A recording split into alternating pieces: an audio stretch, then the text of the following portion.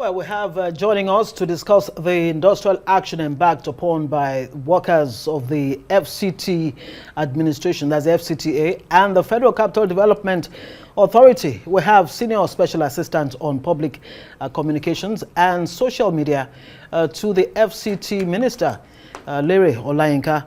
Good to have you on Newsnight tonight, and Happy New Year to you. Happy New Year too. Well, I guess I doubt very much if it's Happy New Year for, you know, well, FCTA and FCTA workers who are saying. It is Happy New Year. Well, you might say so. Are not new. It's just, yeah, they're not new, but I mean, when you have salaries allegedly unpaid for as long as 1 year, in the case of ADC, Water Board, of course FCTA, and all the rest of them, why is it? Why has it nobody in FCT is being owed salary. So what exactly is the nobody core here? Nobody in the FCT. I also receive salary. I've received December salary. Maybe you are special assistant getting your salary. Salary. But let me land on my point. Let us not confuse or the people, misinform the people. The issue you are talking about is about casual. Let me use that word, casual workers. Casual worker in the sense that there are people that are engaged occasionally. You engage them when you need them. So they are not permanent workers. They are people that you engage. It's just like you need bricklayer now. You go to artisan market tomorrow morning. And you pick 2 or 3 bricklayers to work with you. When they finish their job, they go back home. You pay them. So yeah, but the issue of casual workers in itself is an anomaly. But let's stick with the issue here. Yeah. The issue of welfare, career progressions have, they've been stalled for quite a while. The issue of training, retraining of staff. But you are saying that 10 of the 14 demands have been met. Yeah. Which aspects really have been met, and what exactly are you doing to address this concern? Well, they talk about not payment of outstanding 5-month wage, wage award. Yeah, that has been the payment has started. It is already on. It is already on. They talk about promotion, I think promotion. Allowance and all that. Yes, elongation of tenure of retired directors and elongation of tenure of permanent secretary. It's not just about the FCT.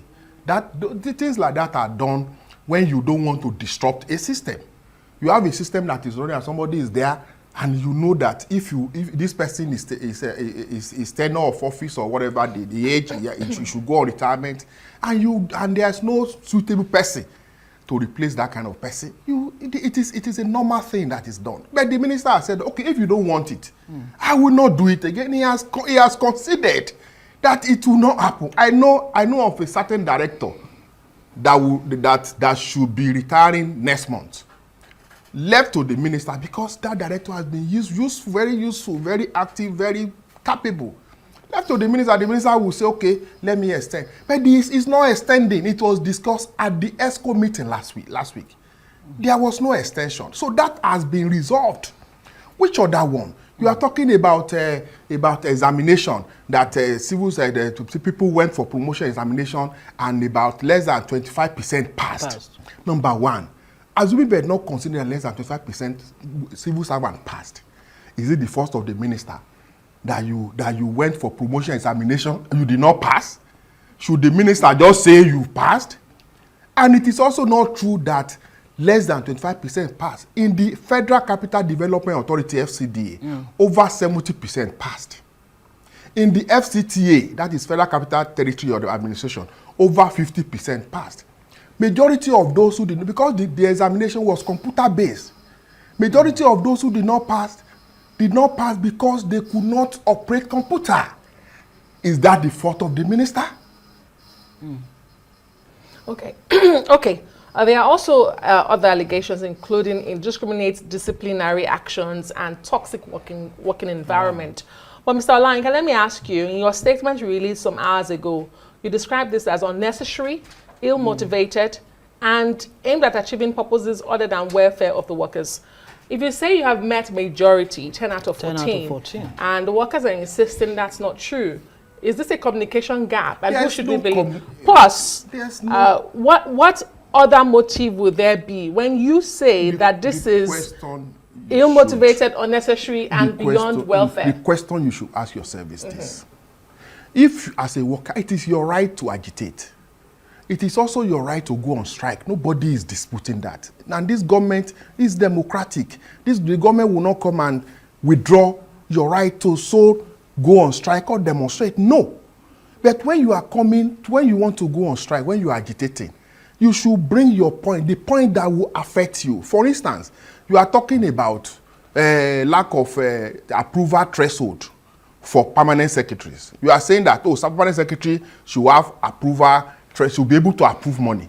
My question is, how does that affect you as a staff? If you are saying, as a reporter here, the director, the person directing this to the air should have approval limit, should be able to approve money. How does that affect you?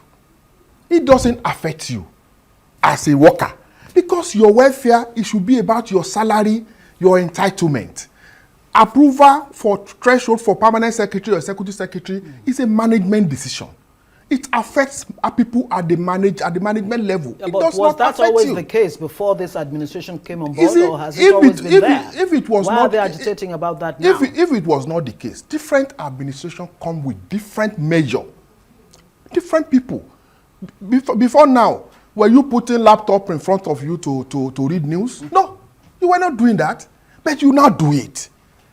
You not do it. Then you are talking about deduction from salary, remittance of deduction from salary. Who are the people working in the salary department? Let's get that Members of the union. I'm coming. Members of the union are the one deducting. They are the one that should remit. So, and you are the one, you are going on strike on that basis. If your members who are to deduct and make deductions from your salary and remit to whatever account are not doing so, then you should hold your members accountable. Meanwhile, the head of service has set up a committee on this issue. The committee members, including members of JOAC, members of the workers' union, to look into this issue of deduction, housing deduction and all that, and remittance. The committee is there. Mr. Olayinka, you haven't actually answered two questions asked. All right, answer. First was one posed to you by Ngozi saying you have met 10 out of 4. What are the out of 14? Beg your pardon. The remaining 4. What really are they, and what's the timeline to meeting them? And my question to you was, is this a communication gap? If you, as the administration, claims to have met majority of their demands, but the workers insist that that's not correct. What's going on here? If the workers are saying that's not correct, what should we now do? Is go back to the table and discuss. There were meetings up till yesterday. There were meetings Friday, Saturday, Sunday. And in that meeting, there's a document here. If you read it very well, it's showing outcome of the meeting with the JOAC on Friday, 16th January 2026. This is the outcome of the meeting. Itemized issues raised, honorable ministers, intervention and current status. This is the but document. The question will be these outcomes are they as valuable as the paper they're written on? Because look, these people say, look, they say hold on, Mr. Olayinka, that they have had repeated attempts to engage management, yet failed, and it did not yield any satisfactory outcomes. You are saying you have. So what is the guarantee that these meetings that you've had? You have said you have attempt to meet management. Management met you up till yesterday. Everything that they have demanded here, all this demand, the FCTA has not said we are not going to do it. You don't get. You see, when you are asking me something and I'm saying no, you cannot ask. It is not your business. That is when you can begin to. It's one thing to say they have their right to strike, but what is the guarantee? What are the timelines? We are now saying when will the FCT administration meet this demand? We are now telling you that you are asking for this payment. This is already been done, and you have evidence it's been done. You are asking for this. We are telling you that this so amount was approved by the minister in December. When you approve 2025. When you approve, you process payment. Now you have locked the office where they should process the payment. How do you get the payment? So the minister has not said, you cannot agitate. He has not said what you are asking for. I will not do. Has he told them what they want to hear? Yes. I'm talking on behalf of the minister here. And what are the commitments from the I have outcome? I have told you that I have showed you the last meeting that was the meeting that was end What of are the Friday. high points of that meeting? And the high point of the meeting is these are what you are asking for. These are what the minister has committed himself to. These are what he is already doing. These are what he will do. Okay. This has been tabled. Can you give us details? Yeah, if you can outline very quickly. Okay. Without taking so that we're sure exactly if we're on the same page. Item 1.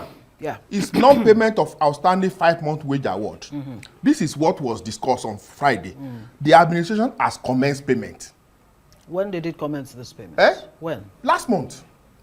Number 2, elongation of tenure of retired directors and permanent secretaries in violation of public service. Okay, we hear you paid one out of 5. One out of 5 last month. How is it that you paid? If you started last month and you are paid 1, then that means we paid another one this month. Great. Then you pay another one next month. Okay. So, I mean, the FCT is seen as the money bag. I mean, looking at the budget of the ministry, one will wonder why you are staggering payment for workers 5 months. You can stagger. You can, but are you saying that the FCT is not buoyant enough to pay those outstandings?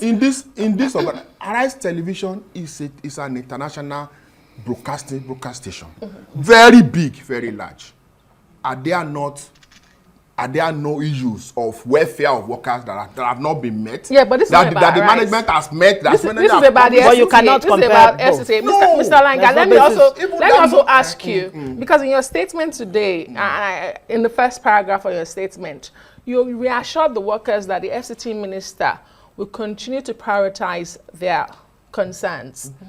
But how do you respond to critics who say that the FCT's minister's attention has been divided recently, and his priority doesn't seem to be the FCT, but Rivers State? See, that is people. Those are people who wants to play politics.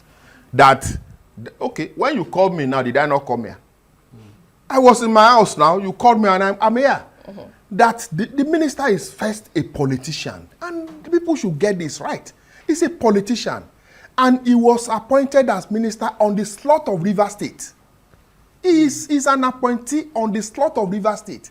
And the minister has refused to function as the normal Abuja politician that will get appointment and will stay in Abuja and will not go back and tell their people. This is what the appointment that was given me in trust for you.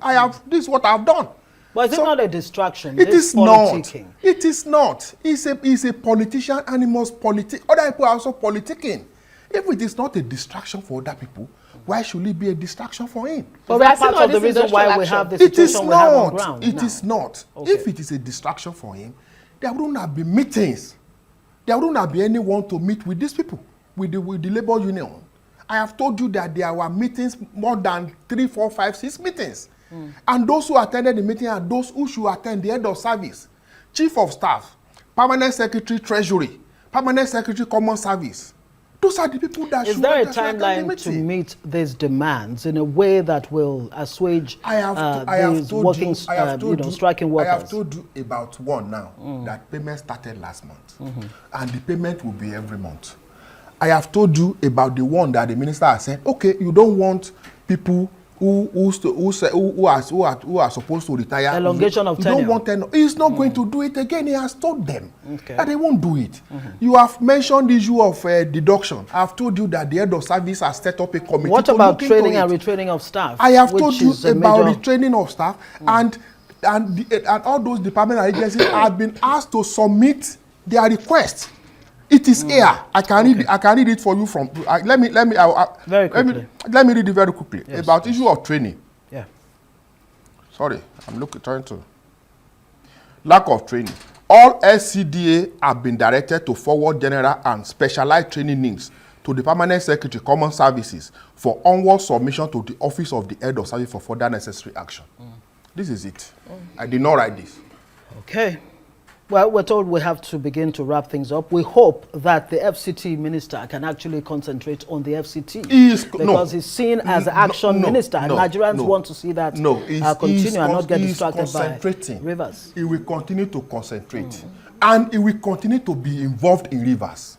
That is it. He's a politician. He's from Rivers State. Okay. That is his. Mr. Lere Olayinka is Senior Special Assistant on Public Communication and Social Media to the FCT Minister. Thank you very much You're welcome. for joining us on News.